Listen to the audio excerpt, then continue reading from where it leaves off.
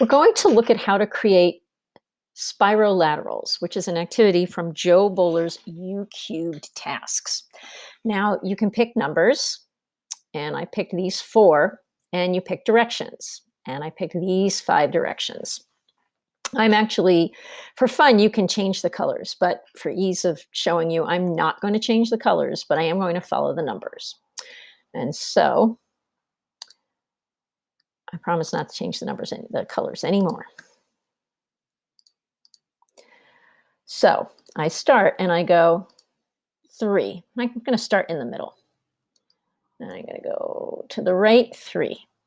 And then I go down 5. 1, 2, 3, 4, 5. And then I go to the left 4. 1, 2, 3, 4. And then up 7. 1, 2, 3, 4, 5, 6, 7.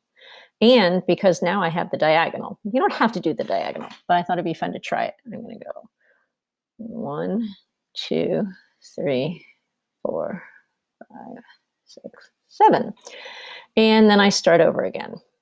1, 7, 1, 2, 3. And I'm going to stop there because my spirolateral created one, was able to close itself up. You can also try it on this kind of paper.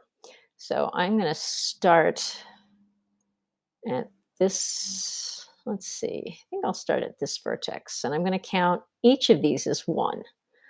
So I'm going to start 1, 2, 3, and then I go down 5. 1, I'm going to go down to the vertex, 2, 3, 4, 5.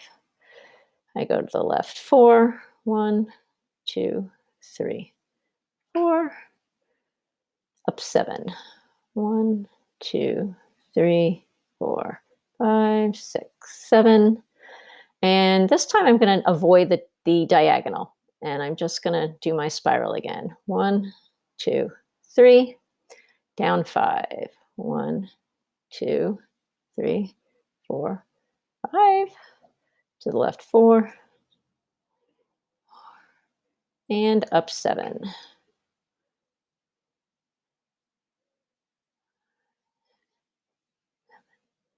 And I start my pattern again.